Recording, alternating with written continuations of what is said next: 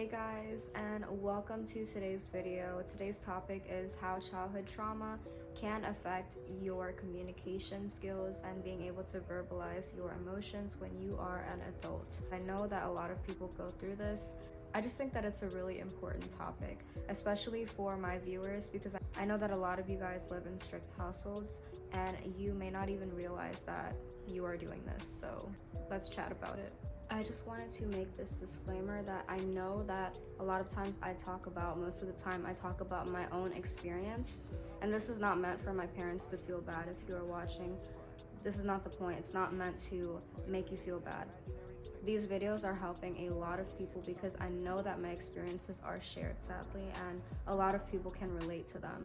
I understand that it's hard to be a parent, and I'm not a parent. Hopefully I will be one day, but I'm not a parent yet, so I have no place to say. All I can say is how it's affected me. I hope that being self-aware about these things will help to change future parents or current parents if they realize that they're doing any of these things. Parents can also be in denial about the way that they treat their kids because they think that the way that they're treating them is beneficial for them when in fact it is not. So just just us being self-aware in any situation, it would really help us so that we're able to overcome these things.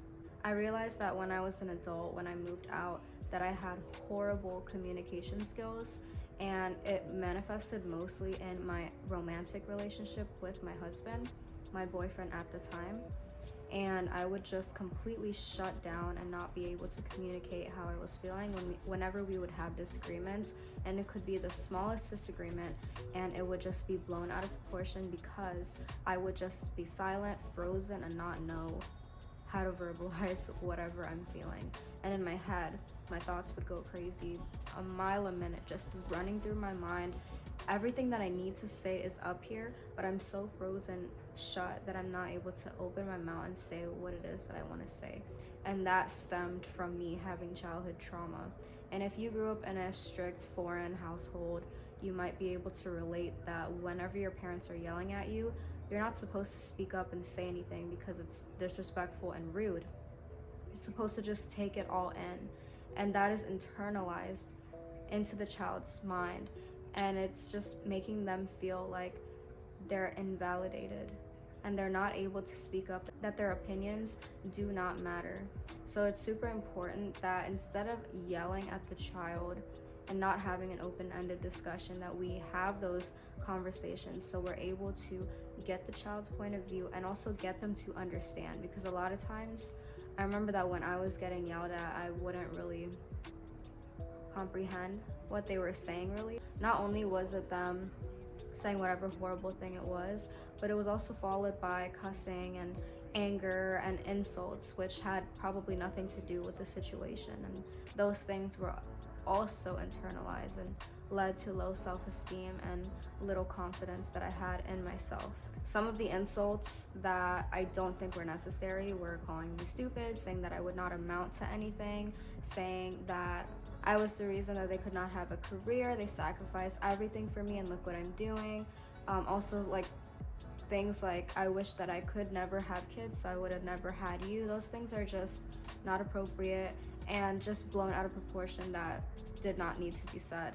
And another thing is that family members, not only my parents, but like family members would comment on my weight. And I know that family members do this and I don't understand why. Oftentimes when we would go to a family's house and we were seeing them for the first time in a while, they would say like, oh, you're not feeding your daughter, like look how skinny she is, like why is she so skinny? And it's like, you just saw me, just say hi, who are you? Quickly just jumping to that. And I know that a lot of people experience this, and that for me really led to me having really low self-esteem, and it became an obsession for my family to like have me gain weight, like supplements, eating certain foods, and it was just a lot. So it also led to an obsession with me because I felt like I wasn't good enough, and the weight that I was at was like something was wrong with me, and that was not the case, and it should not have been the case in my mind. You're a kid, You should not be thinking about these things. When you're a child, you naturally have a high metabolism, unless it's like a health problem where you're clearly like really underweight and you need like medical help or whatever the case is, then that's different. But if you're a child who is healthy and fine, it should not be this much of a thing that's blown out of proportion like this. So after I moved out, I also had an obsession with gaining weight, and that stemmed from everyone always saying that I was so skinny and what was wrong with me and stuff like that. I was skin and bones. That's a really common thing that people say when they think that you're really skinny.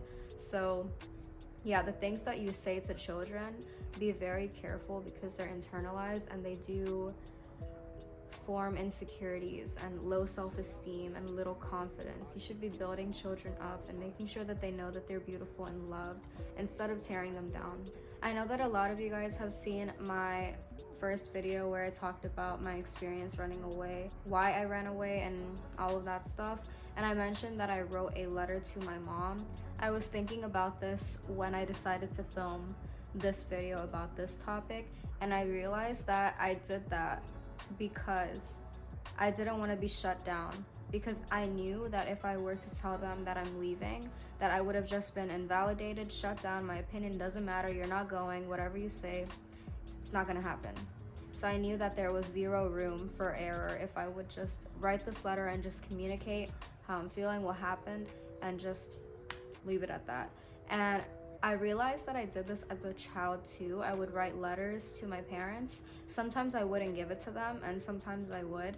One instance, I remember that when I was in middle school, it might have been high school, I'm not really sure how old I was, but I really wanted a cell phone. I picked out the cell phone and everything, and I really wanted it. And I was at the age where all of my friends had cell phones, and I was the only one in my class, I believe, or one of the few in my class that didn't have a cell phone. So I wrote out a whole letter. I made like really good points and everything, because when I would mention it to them like slightly, it was a complete big no. So I knew that if I were to try to say everything that I need to say so they could just read it and they wouldn't like interrupt me and say no, maybe I would have a better chance of convincing them. So I remember I would do things like that when I was a child. And it was because I would always be shut down, and I always felt like my opinion didn't matter, and I always felt like I needed to get everything out and I couldn't. If you're watching this and you're realizing that this is you and that you have communication issues verbalizing your emotions because you have had a traumatic childhood, then don't worry, you won't be like this forever. I was really proud of myself recently because this is one of the examples of things that could have been larger than it was, and I was really proud of myself because it shows how far I've come. And this is the little situation that happened. Okay, so my husband and I are both super busy, but he is really busy. He's an entrepreneur. He has several business stuff that he's like doing, and he's just really busy, and he always has something going on with his schedule. So a few weeks before, I don't remember who initiated it, but on my end I remember him initiating that he wanted to start going back to the gym and that he wanted to go when I came after work. And I was really excited because I had fell off going from the gym, and I thought that this was perfect because I wasn't able to go to the gym in the morning. The time that I would be able to go to the gym would be in the afternoon when I came from work. So in my head, this was perfect. So I asked him what days he wanted to go to the gym. We figured it out. It was kind of hard to figure out because, like I said, he always has something going on. We finally figured it out, and it came the day that we were gonna go. So I called him to ask him to fix me a little snack so that I could eat as soon as I came home so that we could leave shortly after. So he said, okay, yeah, that's fine. And he said that he was super tired because he had had a super busy day, and he didn't really feel like going anymore, but he was gonna go for me. So I was like, okay. And he said that this was probably gonna be the only time that he went because he realized that it was really busy, and he has a lot going on, so maybe this time doesn't work. And I was really sad and disappointed because in my head I remember that he had initiated this and that he wanted to go. So in a way I was kind of selfishly using him as motivation so that I would have someone to go with. And yeah, I did kind of shut down and I wasn't really saying anything. I was driving home whilst we were talking, and we just kind of hung up, and I didn't call him back. But he knew that I was upset. And when I came home, I was thinking all the thoughts that I wanted to say. And when I came home, I acted on them. It was a little bit different because we were not in the same place. We were, I was driving home and he was already at home. But I took the leap. I went straight up to him and I said to him, I'm sorry. I understand that you are busy. And I was in a selfish way using you as an excuse, as motivation to go to the gym, because knowing that you would be going with me would give me more of a push so that I could go. But I know that you're super busy, and if you can't go, I understand. And he was just so relieved, because this is me coming like a really long way, because I feel like I usually shut down. In this simple situation, I usually shut down, and that simple few sentences that I said could have just solved everything. And in the long run, we are gonna be going to the gym, so we figured it out. But yeah, that simple little disagreement could have turned into something way bigger than it was just because I shut down. So just know that it takes time and it takes practice.